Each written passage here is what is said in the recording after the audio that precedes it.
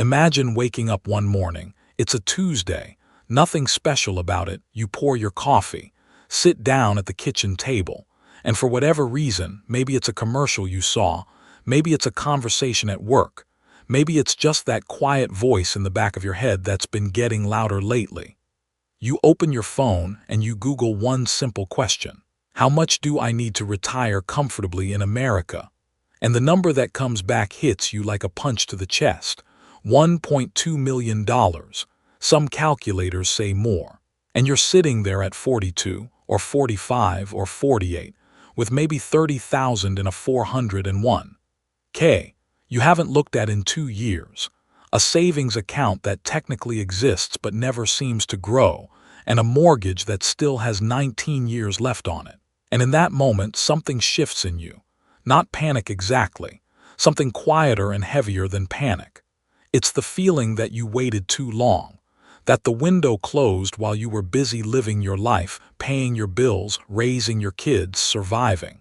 That retirement, real retirement, comfortable retirement, is something that happens to other people, people who started earlier, people who made more money, people who somehow figured it out when you weren't looking. If that feeling is familiar to you, I need you to stay with me for the next 12 minutes. Because everything you just felt, that weight, that fear, that quiet dread, is based on a lie. And I'm going to dismantle it completely before this video is over. Here is the truth that nobody in the personal finance world says loudly enough. Starting late does not ruin your retirement. Inaction does. Those are two completely different things, and confusing them is exactly what keeps millions of Americans frozen, doing nothing, falling further behind while telling themselves it's already too late to catch up. It is not too late, but it does require you to stop doing what most Americans do, which is nothing. And in this video, I'm going to walk you through a real, specific, step-by-step system, built on real numbers, real IRS rules, and real investment strategies that you can start executing this week. Not someday, this week. I'm also going to tell you the story of two men, both starting from almost the same place, who made two different decisions and ended up in two completely different lives. By the end of this, you'll know exactly which one you're going to be. His name is Ethan. He's 41 years old, lives in Columbus, Ohio, works in operations management for a mid-sized logistics company, and makes $68,000 a year, which is right around the U.S. median household income. Ethan is not a bad person. He's not irresponsible. He worked hard his entire career, bought a house, raised 2 kids, kept the lights on, and did what most Americans do. He lived his life and assumed that the retirement thing would sort itself out eventually. But eventually never came. His 30s went by faster than he expected. There was always something, a car that needed replacing, a medical bill that wiped out the emergency fund he was trying to build, a period where his wife went back to school and they were down to one income. Real life kept getting in the way of the plan he was always about to start. And now he's 41, and the numbers don't look good. About $18,000 in a 401k. No Roth IRA. A savings account with $4,000 in it that he considers his emergency fund, even though one bad month would wipe it out completely. One night after the kids go to bed, Ethan does what he's been avoiding for years. He sits down with a retirement calculator. He types in his numbers, his current savings, his age, how much he can realistically put away each month, and the calculator spits out a projection. And the number on the screen is so far from where he needs to be that he does the worst thing a person in his situation can do. He closes the laptop. He tells himself he'll look at it again when things are less tight, and he goes to bed. That decision, not a dramatic decision, just a quiet surrender disguised as procrastination, is the decision that will define the rest of Ethan's financial life. Not the years he didn't save, not the money he spent. The moment he decided that the gap was too big to cross, so he stopped trying to cross it. Now meet Daniel, same city, same age, Same salary, $68,000 a year working in IT support for a healthcare company. Same basic American life. Except Daniel's backstory is actually harder than Ethan's. At 37, Daniel went through a divorce that wiped out most of what he'd managed to save. He spent 2 years paying off debt, rebuilding his credit and just trying to stay afloat. By 40, he had almost nothing saved for retirement. By most measures, his situation was worse than Ethan's. But Daniel asked a different question.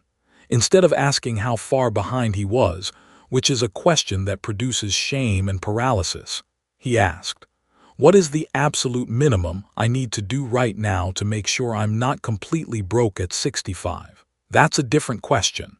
It's a smaller question, and it led him to a real answer instead of a number so overwhelming it shut him down completely. Daniel spent one weekend doing 3 things. He read about catch-up contribution rules for people over 50. He called his HR department and asked exactly how his company's 401k match worked. And he opened a Roth IRA at Fidelity in about 15 minutes. That weekend didn't fix everything, but it started everything. And starting, it turns out, is the only thing that actually matters. Let me give you the exact 4-step framework Daniel used, because this is the part of the video that's actually going to change something for you if you let it. The first step is to stop the bleeding before you try to invest. This sounds obvious, but most people skip it entirely and wonder why they can't find money to put into the market. Daniel sat down with 3 months of bank statements and went through every single recurring charge on his accounts. Streaming services he forgot about, a gym membership he hadn't used since January, a subscription box, an app he downloaded during COVID and never canceled. In 45 minutes, he found $310 a month in charges he didn't consciously choose to keep paying. He canceled all of it. That $310 became his initial investment budget. You don't need a raise. You need to audit what's already leaving your account without your full attention.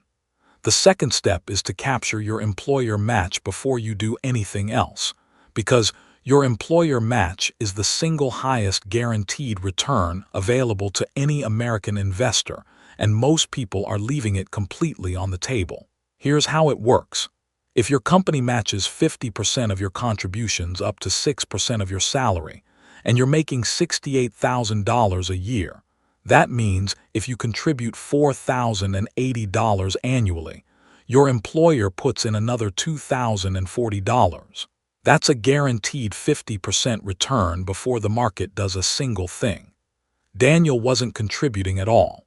When he turned that on, he immediately gave himself a $2,040 annual raise that didn't require a performance review or a conversation with his manager.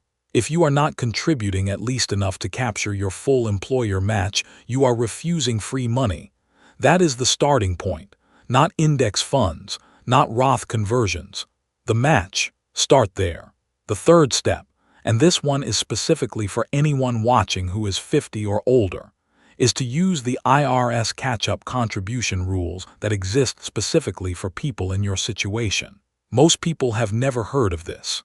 The IRS allows anyone 50 or older to contribute an additional $7,500 per year to their 401k on top of the standard $23,000 annual limit. That brings your total potential 401k contribution to $30,500 in a single year. On top of that, if you have a Roth IRA, people 50 and older can contribute an extra $1,000 annually above the standard limit. These rules exist because Congress understood that life happens, that people fall behind, and that the tax code should give late starters a mechanism to close the gap faster. Daniel used this aggressively starting at 50, and it dramatically accelerated his timeline. The fourth step is to invest simply and consistently without overthinking it. Daniel did not pick stocks. He did not research individual companies. He did not watch CNBC. He put everything into a single low-cost S&P 500 index fund, available at Fidelity, Vanguard, or Schwab. Set up automatic monthly contributions and did not touch it. The S&P 500 has returned an average of roughly 10% per year over the last 50 years, including multiple crashes, recessions, and periods of genuine financial terror. You don't need to beat the market. You need to be in the market consistently over time. That's the entire strategy. Automation is the key word here. Daniel set it up once and never had to make a decision again. Every month, money moved automatically. Emotion never had a chance to interfere. Now I need to stop here and say something that most personal finance channels will not say to you directly, because they're worried about being too blunt. You are not too late. That part is true. But you also cannot afford to be average anymore. That window has closed. Average Americans carry over $6,000 in credit card debt. Average Americans contribute less than 5% of their income to retirement. Average Americans retire with under $87,000 in total savings, which at a standard 4% withdrawal rate gives them about $290 a month from their investments. Combined with Social Security, which averages about $1,900 a month as of 2024. That means the average American retiree is living on roughly $2,200 a month. In most American cities, that is not retirement, that is survival. You do not want average. And the good news is that you don't have to do anything extraordinary to beat average.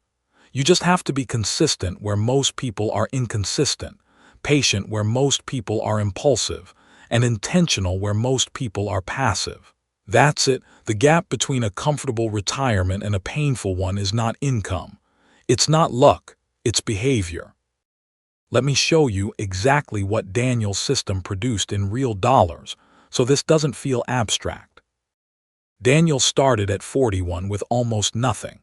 He contributed $500 a month from his own paycheck, captured his employer match of approximately $226 a month, bringing his total monthly investment to $726. He invested everything in an S&P 500 index fund. Assuming the historical average annual return of 10%, here is what that looks like over time. By the time Daniel turns 50, he has approximately $140,000 saved. By 55, that number has grown to roughly $285,000. By 60, he's approaching $530,000. And by 65, when he wants to retire, Daniel is sitting on approximately $890,000. From near zero, on a $68,000 salary, starting at 41, without picking a single stock, timing the market, or doing anything complicated whatsoever. Now compare that to Ethan, who made the same salary, lived in the same city, and had more saved at 41 than Daniel did. But Ethan closed the laptop. Ethan did nothing. And doing nothing, compounded over 24 years, is its own kind of math, and it doesn't go in your favor. Here's what I want you to understand before this video ends. Ethan's problem was never that he started too late. His problem was that he let the feeling of being behind become a reason to stay behind. He confused awareness with action. He confused anxiety with a plan. And every year he waited, the gap got wider, not because the math changed, but because he kept choosing to look at the size of the mountain instead of taking the next step up it. Daniel looked at the same mountain and asked a different question. Not can I climb this, but what's my next step? And then he took it. And then he took the next one. That's the entire story. There is no secret. There is no financial instrument that will save you. There is only the decision you make in the next 24 hours, and whether it looks more like Ethan's night or Daniel's weekend. 10 years from now, you will be 10 years older. That part is not negotiable. The only question is whether you'll have built something in those 10 years or spent them feeling too far behind to start. I'm asking you directly to make a different choice than the one that's comfortable. This week, do 3 things only. Log into your 401 401k portal and increase your contribution to at least the employer match percentage. If you don't know what it is, call HR tomorrow morning. Cancel 2 or 3 subscriptions you haven't consciously used in the last 60 days and redirect that money automatically. And open a Roth IRA at Fidelity or Vanguard. It takes 15 minutes, and you can start with as little as $1. That is Daniel's week 1. It's not overwhelming, it's not complicated, it's just the decision to begin.